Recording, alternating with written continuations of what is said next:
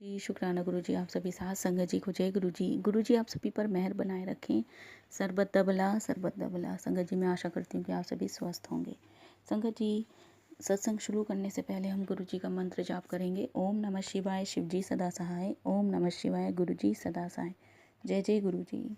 संगत जी आज का सत्संग राज सिंह अंकल का है। सत्संग को आप अंत तक जरूर सुनिएगा ताकि आपको आपके सवालों के जवाब सत्संग के माध्यम से प्राप्त हो सके। संगत जी अंकल जी लिखते हैं सेवा सर्वोच्च है। कभी कभी हमारी परेशानियां अप्रत्यक्ष कृपादान में बदल जाती हैं। साल 2009 में मेरा परिवार कठिन समय का सामना कर रहा था और जिसका अंत ही नहीं हो रहा था। एक के बाद एक परेशानी झेलते हुए हम पूरी तरह से मायूस और दुखी जीवन व्यतीत कर रहे थे। सितंबर 2009 में हमने अपना घर बदला और हम सेक्टर 56 गुड़गांव में जलवायु टावर में रहने लगे। एक परिवार जिनको हम जानते थे हमारे पड़ोसी थे और उन्होंने मेरी पत्नी को गुरुजी और बड़े मंदिर के बारे में बताया। वे बार बार मेरी पत्नी को मंदिर चलने के लिए कहते और ऐसे ही एक साप्ताहिक दर्शन के समय में मेरी पत्नी उनके साथ सत्संग में चली गई। मैं विदेश में रहता था और मेरी पत्नी ने अपना अनुभव मुझे फ़ोन पर बताया। वह बोली कि वहाँ का वातावरण शांत और आनंदमय था और मंदिर में उसने संतोष का अनुभव किया। जब मैं अपनी सालाना छुट्टी पर घर आया तो संगत के दिन मुझे अपने पड़ोसियों के साथ मंदिर जाने का अवसर प्राप्त हुआ। मैंने निर्देशों का पालन किया और जैसा मुझे कहा गया वैसा किया। परिवार और स्वास्थ्य को लेकर मैं चिंतित था और इन कभी ना खत्म होने वाली परेशानियों से हमारी रक्षा करने के लिए मैंने गुरुजी से प्रार्थना की। मैं बहुत भावुक हो गया। गुरुजी अपने भक्तों को दुखी या परेशान नहीं देख सकते हैं। भगवान शिवजी जी के आगे माथा टेकते हुए मुझे गुरुजी की सुगंध का आशीर्वाद मिला। संगत हॉल शांति और परम आनंद से भरा हुआ था। संगत के साथ मैंने चाय प्रसाद और लंगर का आनंद उठाया और गुरुजी के चरण कमलों की कृपालु शरण की ओर अपनी यात्रा आरंभ की। गुरुजी महाराज से कृपालु आशीर्वाद से मैं एक नई गाड़ी खरीद पाया और इस तरह नवंबर 2010 में अपनी सालाना छुट्टी में नियमित रूप से बड़े मंदिर जाने लगा। यह हमारी सबसे अभिलषित मनोकामना थी कि हम मंदिर में सेवा करें बिना किसी विलंब के। गुरुजी ने हमारी इच्छा पूरी की और हम हर रविवार सेवा करने लगे। जल्द ही मेरी छुट्टी का आखिरी दिन आ गया। रविवार का दिन था और सेवा करते हुए मैं यह सोचकर दुखी हो रहा था कि उस शाम मुझे जाना था, वो भी 1 साल के लिए। अब मुझे सेवा करने का मौका कैसे मिलेगा? नौकरी के साथ साथ मैं सेवा भी करना चाहता था पर ऐसी कोई संभावना मुझे दिखाई नहीं दे रही थी। पर गुरुजी की दृष्टि को कोई सीमा बांध नहीं सकती। मैं एक बेहतर नौकरी की तलाश में था, एक ऐसी नौकरी जिससे मुझे बेहतर जीविका का अवसर मिले और वह मेरे मन की इच्छा में बांधा भी न बने। यूएई की एक सरकारी ऑयल कंपनी में हेल्थ और सेफ्टी इंजीनियर की नौकरी की चयन प्रक्रिया में मैं सफल रहा।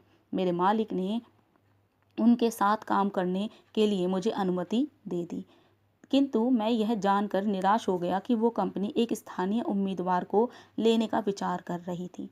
यह सोचकर कि मैं अब मुझे हर 6 महीनों में छुट्टी नहीं मिलेगी, मैं अत्यंत निरुत्साहित हो गया। पर अपने भक्त के लिए गुरुजी ने इससे भी कुछ अच्छा सोच रखा हुआ था।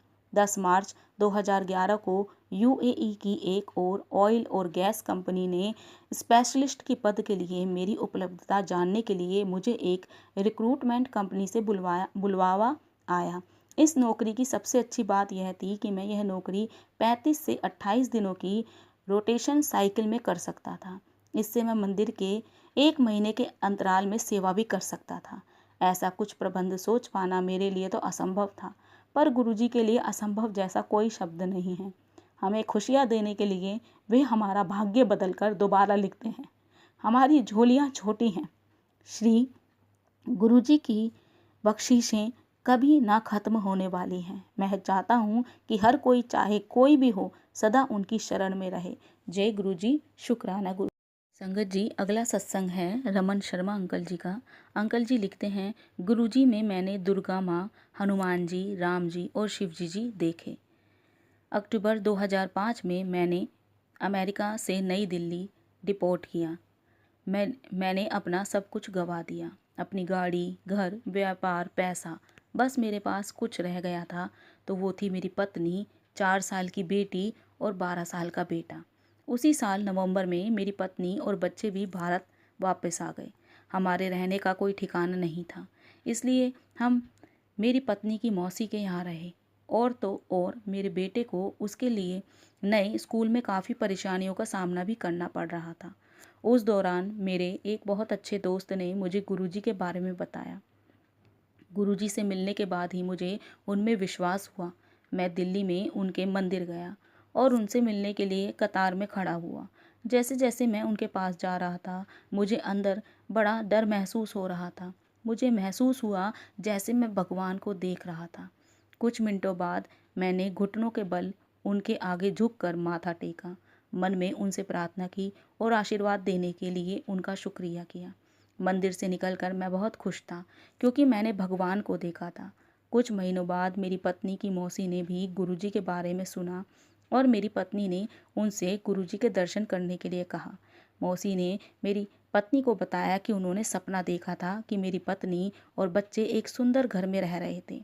मेरी पत्नी बहुत खुश हुई और उसने मौसी से कहा कि काश ऐसा सच हो जाए। दिन गुजरते गए और 2007 आया। मैं चाहता था कि मेरी पत्नी अमेरिका वापस जाकर मेरे वीज़ा की प्रोसेसिंग कराए। मैंने अपनी पत्नी और बच्चों की टिकटें कराई और वे वापस अमेरिका गए। मैं गुरुजी से प्रार्थना करता रहा, पर साथ ही हनुमान जी से भी। फिर एक दिन मुझे गुरुजी का सपना आया। उन्होंने मुझसे पूछा कि मैं हनुमान जी से क्यों प्रार्थना कर रहा था। वह मेरे साथ यहाँ रहते हैं। मैंने मैंने हनुमान जी से सपने में देखे, दुर्गा माता, राम जी, हनुमान जी, शिव जी सब। मैं बहुत खुश हुआ।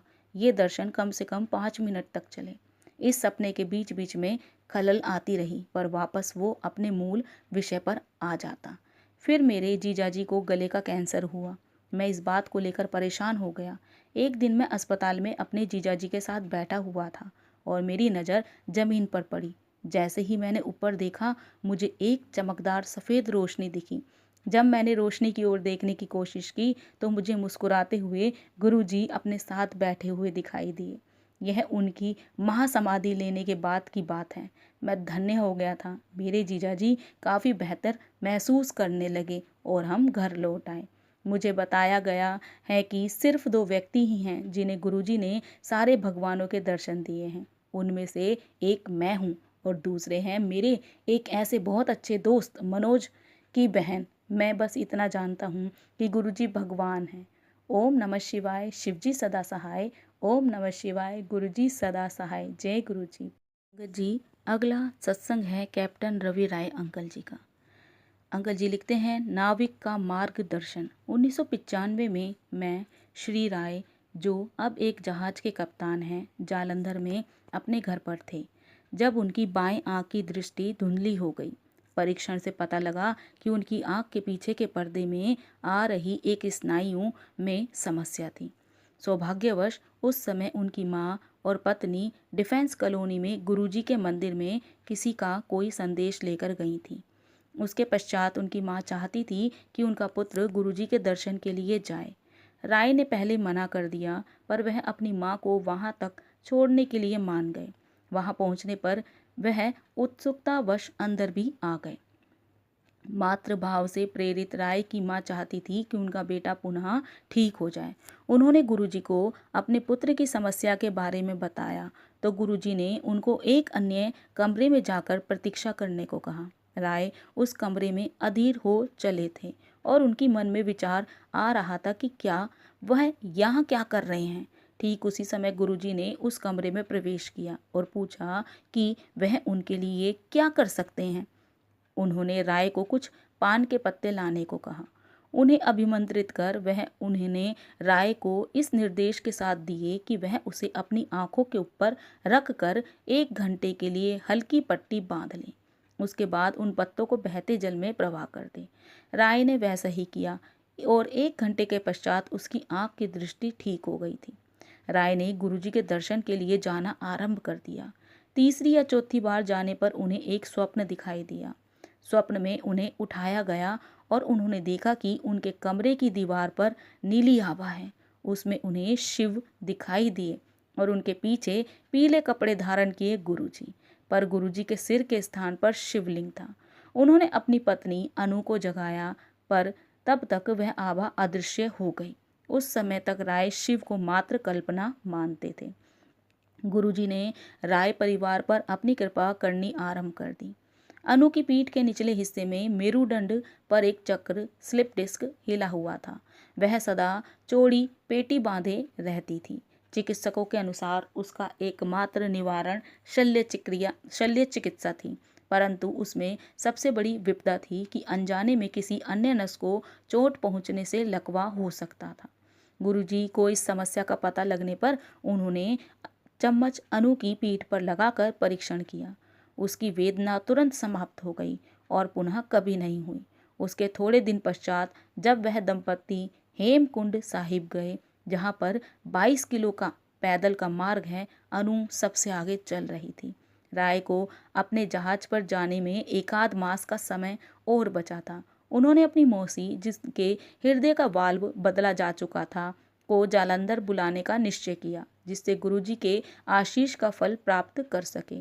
इस अंतराल में गुरुजी उससे सदा पूछा करते थे कि वह जहाज पर कब तक जा रहे हैं, तो उनका उत्तर 1 मास ही रहता था। वह राय को एक शब्द भी सुनने को कहते थे, जिसके शब्द कुछ इस प्रकार थे: नया भक्त पहली सीढ़ी पर ही है। पर उसने सबको आस्था के मार्ग पर बुलाना आरंभ कर दिया। तथापि इन संकेतों को अनदेखा कर राय अपनी योजना के अनुसार पुणे गए और मौसी को लेकर वापस आए। जब वह गुरुजी के दर्शन के लिए गए तो दर्शन सहज नहीं हुए। भक्त बताते थे कि गुरुजी पाठ कर रहे हैं या मुख्य द्वार बंद होता था। स्पष्टता कुछ विशेष बात अवश्य थी। फिर एक दिन दर्शन हो ही गए। गुरुजी ने मौसी को आशीष दिया और पुणे वापस जाने को कहा। गुरुजी के इस कथन की अवहेलना हुई। पुनः गुरुजी के दर्शन पर जाने पर उन्होंने फिर उनको वापस घर जाने को कहा। राय के पूछने पर कि क्या वह क्या कर सकती है, गुरुजी चुप रहे। स्पष्ट था कि वह उन्हें वापस पुणे बुलाना चाह रहे थे। शीघ्र ही राय अपने जहाज पर जाने के लिए जालंधर से चलने वाले थे। उनकी मौसी के हृदय में समस्या हो गई। उन्हें वहीं के सेना चिकित्सालय में प्रविष्ट कराना पड़ा। जब तक राय अपने जहाज पर पहुंचे, उनकी मौसी की अवस्था बहुत बिगड़ चुकी थी। तथापि गुरुजी के कारण उनके अंतिम दिन बहुत प्रसन्नतापूर्वक बीते। उनके परिवार के सदस्य भी उनसे मिल सके। मौसी ने अपने परिवार के सदस्यों को बताया कि गुरुजी के कारण वह उन्हें देख पाए और उनसे बात कर पा रहे हैं। उनकी मृत्यु भी बहुत शांतिपूर्वक हुई। पर राय को संदेश मिल गया था, यदि वह उन्हें वापस पुणे ले जाए तो उनका अंत संभवतः इस भांति नहीं होता। जय गुरुजी, शुक्राना गुरुजी। गुरुजी के कथन पर पदोन्नति। राय एक बार अपनी कंपनी बदलना चाह रहे थे, क्योंकि अपने कार्य में दक्ष होते हुए भी पिछले 4 वर्ष से जहाज के कप्तान के पद पर उनकी उन्नति रुकी हुई थी। वह चंडीगढ़ में अपनी पत्नी का जन्मदिवस मना रहे थे। जब उनको मुंबई में एक अन्य कंपनी से फ़ोन आया, उन्होंने उन्हें कप्तान के पद पर लेने की बात कही। राय गुरुजी की आज्ञा लेने दिल्ली आए तो गुरुजी ने केवल घूमा कहकर आज्ञा दे दी। मुंबई पहुंचकर राय ने नियमानुसार अपने स्वास्थ्य परीक्षण करवाए और फिर उस कंपनी के अधिकारियों से मिले। वार्तालाप करते हुए उन्होंने उनके व्यवहार में परिवर्तन देखा। वह उनको कप्तान बनाने से पूर्व 2 मास तक जहाज पर कार्य करने को कह रहे थे। राय ने मना कर दिया। वापस आकर उन्हें पता लगा कि उनकी पुरानी कंपनी उन्हें वापस बुला रही थी। गुरुजी ने उनके साथ कार्य करने का परामर्श दिया। फलस्वरूप रॉय स्कॉटलैंड गए, जहां पर उनका जहाज बंदरगाह पर आने वाला था। जहाज 2-3 दिन देरी से आया और वह वहीं पर रहे। जिस दिन जहाज आने वाला था, राय को एक स्वप्न आया। उन्होंने गुरुजी को उन्हें एक तिथि बताते हुए देखा, 14 जुलाई। उनकी नींद टूट गई और बहुत सोचने पर भी उन्हें इस तिथि का अर्थ समझ नहीं आया। जब जहाज आया तो उन्हें जहाज के प्रमुख को निवृत्त नहीं करना था। परंतु जहाज प्रमुख को निर्देश देना था कि वह राय को कैरेबियन तक अपने साथ कार्य करवाते हुए ले जाएं और वहां पहुंचकर राय को जहाज का उत्तरदायित्व सौंप दें। राय को इस बारे में कुछ नहीं पता था। गंतव्य पर पहुंचकर राय ने अपना कप्तान का कार्यभार संभाला और वह तिथि थी 14 जुलाई। उनका स्वप्न साकार हुआ था क्योंकि उन्होंने गुरुजी के कथन का अक्षरशः पालन किया था। अगले 9 माह तक, जब तक वह जहाज पर रहे, उन पर गुरुजी की कृपा बनी रही। कृपा उतनी अधिक थी कि वह जो भी चाहते थे हो जाता था। वह इस विचार से भयभीत हुए कि कोई अनैतिक इच्छा न करे। गुरुजी क्या नहीं कर सकते। 1997 में राय अपना नया पासपोर्ट बनवाने मुंबई गए। यह अति आवश्यक था। जब वह अपना पासपोर्ट बनवा रहे थे तो उन्हें पता लगा कि वह अपना पुराना पासपोर्ट, जिसमें अमेरिकी वीज़ा था, खो चुके हैं। वह अति व्याकुल थे। जब उन्हें पासपोर्ट चुराने वाले गिरोह का एक सदस्य मिला, उसने उनके पासपोर्ट के विवरण लिए और ढूंढकर लौटा दिया। जय गुरुजी। पुणे के चमत्कार। राय का पुत्र भी गुरु कृपा से वंचित नहीं रहा। यद्यपि उसने गणित और विज्ञान विषय लिए थे। गुरुजी ने उसे पुणे से कानून का पाठ्यक्रम करने को कहा। पुणे में राय के मामा रहते थे।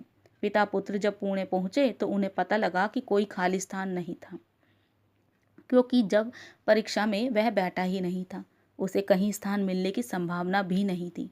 पुणे विश्वविद्यालय ने और विद्यार्थियों को प्रविष्ट करने का निर्णय लिया। वह फिर परीक्षा में बैठा और उसे प्रवेश मिल गया। गुरुजी ने उसके प्रवेश मिलने पर कहा कि केवल उसको प्रवेश दिलवाने के लिए उन्हें 60 अन्य छात्रों को प्रवेश दिलाना पड़ा। फिर गुरुजी को उसे हर वर्ष उत्तीर्ण भी करना पड़ा। उस पर दिव्य कृपा बनी हुई थी। जब गुरुजी ने कहा कि उसके मित्र तो अनुत्तीर्ण होते रहे हैं, वह प्रत्येक वर्ष उत्तीर्ण रहा है। राय के मामा जी भी लाभान्वित हुए। एक बार गुरुजी ने राय को अपने मामा जी को देने के लिए अपना चित्र दिया। यह अचंभे की बात थी, क्योंकि राय ने कभी गुरुजी से अपने मामा जी के बारे में बात ही नहीं की थी। जब पुणे में राय ने चित्र अपने मामा जी को दिया तो उनके मामा जी बोल उठे कि गुरुजी को कैसे पता है। राय को कौतूहल हुआ और वह सही बात जानना चाहते थे। यह दुख की बात थी कि राय के मामा जी के विवाह को 30 वर्ष होने को आए थे, किंतु उनके यहाँ संतान नहीं थी। वह सरोगेट मदर से संतान करवाना चाह रहे थे, पर वह प्रयास भी असफल रहा था। गुरुजी का चित्र आने के पश्चात उनके मामा जी के यहाँ पुत्र उत्पन्न हुआ। उस समय तक वह गुरुजी से मिले भी नहीं थे। पुत्र होने के उपरांत वह पुणे से गुरुजी के दर्शन करने आने लगे। जय गुरुजी। मध्य रात्रि 3:30 बजे टोक्यो राय जागे। राय और उनके परिवार के सदस्य गुरुजी के अनुयायी थे। उनके पिता दर्शन के लिए नहीं आना चाहते थे। उनके मतानुसार मनुष्य को अच्छा रहकर केवल ईश्वर से संबंध बनाकर रखना चाहिए। उनको उनके न आने की बात से वह असहमत भी नहीं था। एक दिन राय परिवार गुरुजी के दर्शन के लिए अपने पिता को यह बोलकर आए कि वह शहर जा रहे हैं। जब वह गुरुजी के पास आए तो उन्होंने ये जानते हुए कि वह अपने पिता से क्या कहकर आए हैं, उनको शहर जाने को कहा। राय परिवार घर लौटा और प्रेरित होकर अपने पिता को गुरुजी के बारे में बताया। गुरुजी ने पिता की भी रक्षा की। गुरुजी की आज्ञा पर राय परिवार अपना घर जालंधर से चंडीगढ़ बदल रहा था। परिवार पहले गया और राय के पिता का सामान ले जा रहे थे, जिसमें गुरुजी का चित्र भी था। जिस दिन राय के पिता चंडीगढ़ में नए घर में पहुंचे, उनको दिल का दौरा पड़ा। उन्हें सेना चिकित्सालय में ले गए। गुरुजी उस दिन दिल्ली में थे और राय अपने जहाज पर टोक्यो में। राय अपने कक्ष में सो रहे थे, जो अंदर से बंद था, और उन्हें ऐसा लगा जैसे कोई पैर हिलाकर उन्हें जगा रहा है। उसी समय उनकी पत्नी का फोन आया कि उनके पिता की स्थिति ठीक नहीं है। राय ने उत्तर दिया कि उन्हें अभी अभी गुरुजी ने जगाया है और वह पिता की भी रक्षा करेंगे। इतने में पता लगा कि उनके पिता की धमनियां बंद हो गई हैं और वह चिकित्सालय से वापस आ गए। 10 दिन बाद वह पुनः चेतना खो बैठे। इस बार गुरुजी को समस्या से अवगत कराया गया। उन्होंने दंपत्ति को बुलाकर उपचार दिया। शीघ्र ही राय के पिता की स्थिति में सुधार आया, पर उनका एक परीक्षण शेष था। गुरुजी ने राय को उससे एक दिन पहले अपने पिता को विस्की का पैक पिलाने को कहा। जब परीक्षण आया तो चिकित्सक कुछ नहीं बोले। वह परिणाम लेकर अन्य चिकित्सकों के पास गए। वापस आकर विस्मित चिकित्सक ने बताया कि हृदय तो बिल्कुल ठीक है। यदि पिता का रोग निदान हुआ था तो माँ को भी गुरुजी का आशीर्वाद प्राप्त हुआ। जालंधर में एक बार नहाते हुए उन्हें प्रतीत हुआ कि गुरु ग्रंथ साहिब के पृष्ठ खुलते जा रहे हैं और उसमें गुरुजी की मुख्याकृति दृष्टिगोचर है। उनकी माँ ने कहा कि दिव्य आत्मा ने स्वतः पाठ करवा दिया। जय गुरुजी, शुक्राना गुरुजी। बहुत ही प्यारा सत्संग अंकल जी का। और संगत जी, आज मैं अपनी वाणी को यही विराम दूंगी। जय गुरुजी, शुक्राना गुरुजी। ओम नमः शिवाय। शिवजी सदा सहाय। ओम नमः शिवाय। गुरुजी सदा सहाय। जय जय गुरुजी।